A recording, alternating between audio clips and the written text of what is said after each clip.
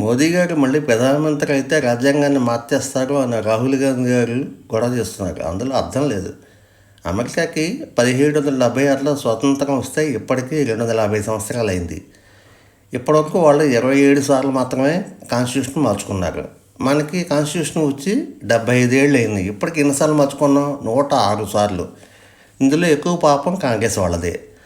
బాగా చదువుకున్నవాడు మేధావి అయిన అంబేద్కర్ గారు ఎంతో ముందు చూపుతూ ఆ రోజుల్లో రాసిన రాజ్యాంగానికి ఈ కాంగ్రెస్ వాళ్ళు తమ ఇష్టానుసారం మార్పులు చేర్పులు చేసుకుంటూ దాన్ని ఒక చెత్తకుప్పలా చేశారు.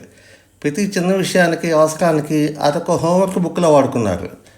ఇప్పుడు మిగిలిన రాజ్యాంగాల్లో అప్పటి పవిత్రత స్ఫూర్తి అస్సలు లేవు. కాబట్టి ఆ కొట్టివేతలు దిద్దుళ్ళు అలాగే ఉంచే కంటే మళ్ళీ కొత్త పుస్తకాల్లో రాసుకోవడం మంచిది.